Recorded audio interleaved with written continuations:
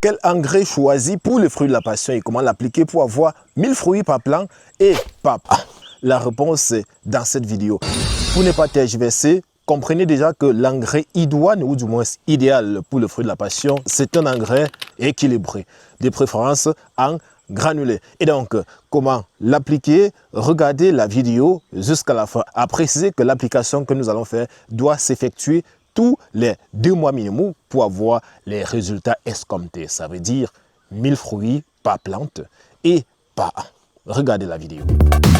Voici la plante sur laquelle nous allons appliquer notre exercice. Il s'agit bien évidemment de la plante du fruit de la passion qui a justement déjà subi son opération de tutorage, comme vous pouvez le constater. Donc, la première opération consiste tout d'abord à effectuer un nettoyage systématique du pied de la plante. Le nettoyage systématique ici consiste à éviter la compétition entre votre plante et les herbes non désirables. Donc, si vous ne faites pas ce nettoyage systématique, l'engrais que vous allez attribuer va en quelque sorte, ou du moins en partie, être bouffé par les herbes concurrentes. Et du coup, les résultats ne seront plus ceux escomptés. Donc, une fois que vous avez effectué justement ce nettoyage, nous l'avons déjà fait, il faut effectivement apporter de l'engrais. De préférence, l'engrais équilibré. Et comme l'engrais équilibré généralement se fait souvent rare, nous avons choisi une formule en quelque sorte particulière avec un rapport phosphore-potassium plus élevé. Ça, c'est un engrais de formulation NPK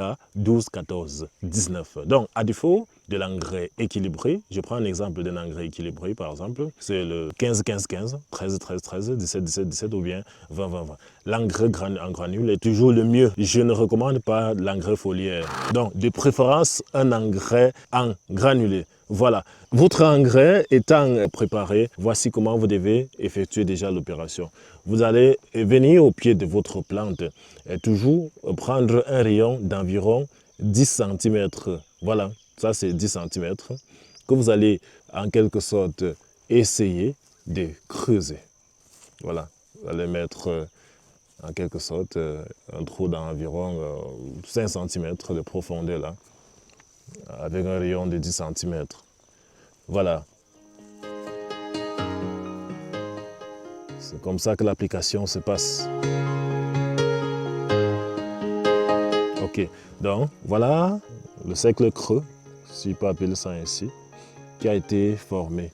Donc quand le cercle a été formé, on prend tout simplement de l'engrais et puis on épand à l'intérieur du cercle. On épand à l'intérieur du cercle là.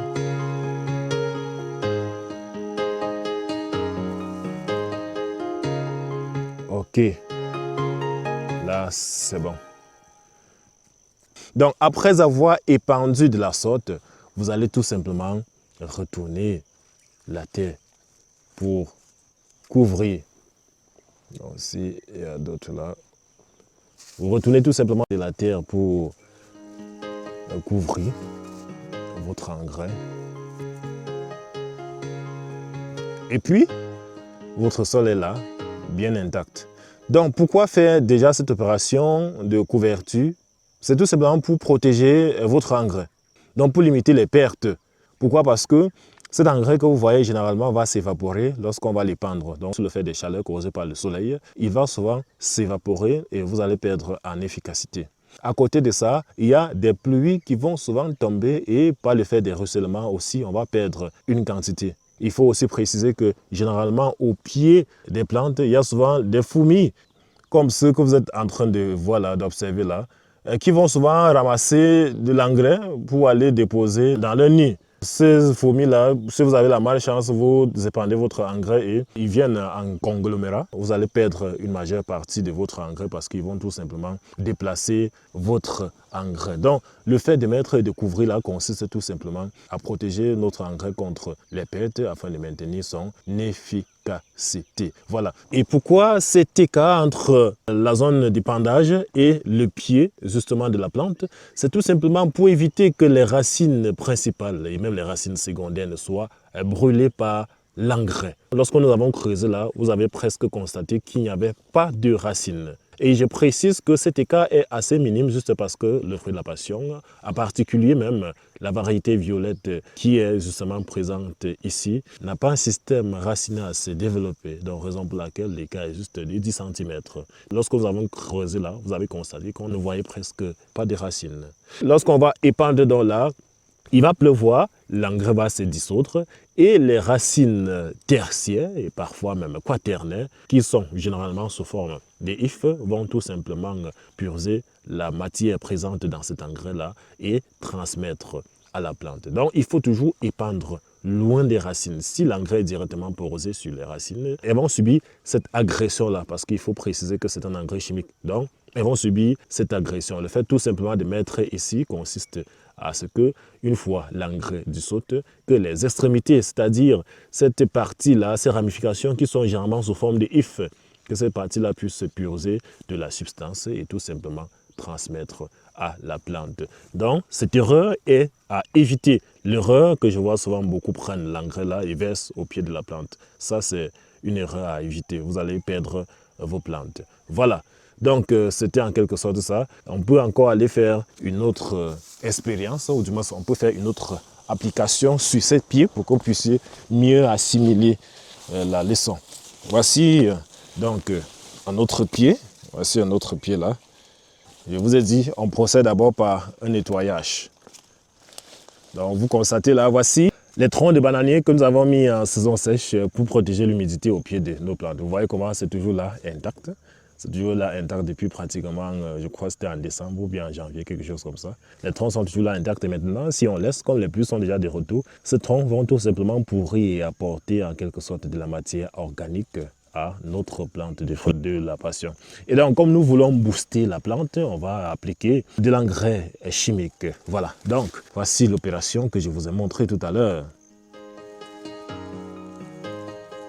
On prend d'abord là, on met le trou. Ça, c'est le cas de 10 cm entre la plante et le trou. On met le trou là. Et puis, on épand de l'engrais. Très simplement. On épand tout simplement de l'engrais. Après quoi, on va tout simplement couvrir. C'est bon. Voilà. Donc, c'était en quelque sorte ça, cette opération d'épandage d'engrais. Je précise que c'est une opération qu'il faut appliquer, que ce soit pour les fruits de la passion ou bien pour tout autre type de plante. Mais il faut savoir que la distance, ou du moins les rayons entre le cercle d'épandage et la plante doit toujours être en fonction du type de la plante sur laquelle vous appliquez de l'engrais. Vous l'avez donc compris, l'utilisation d'un engrais idoine est capitale dans la culture du fruit de la passion si vous espérez avoir des résultats qui sortent de la normale. Je vous ai recommandé à cet effet l'utilisation d'un engrais de formulation NPK équilibré, à l'exemple du NPK 15-15-15, du 14-14-14 ou encore du 17-17-17. Mais puisque nous savons tous comment trouver ces engrais équilibrés est souvent difficile, nous avons choisi pour palliatif, que nous avons d'ailleurs utilisé dans notre application, la formulation 12-14-19 ou tout de moins tout engrais avec un rapport phosphore-potassium élevé. Merci d'avoir regardé la vidéo jusqu'à la fin, surtout si vous êtes intéressé par des projets agricoles et vous avez des soucis relatifs à la préparation de votre site, à l'installation de vos différents vergers ou du moins à la fourniture des semences de qualité. C'est avec beaucoup de plaisir que je mettrai à votre disposition mon équipe pour vous accompagner dans vos différents projets et surtout les semences de meilleure qualité, y compris même la formation de vos différentes équipes. Merci d'avoir regardé la vidéo et on se prend dans la prochaine capsule.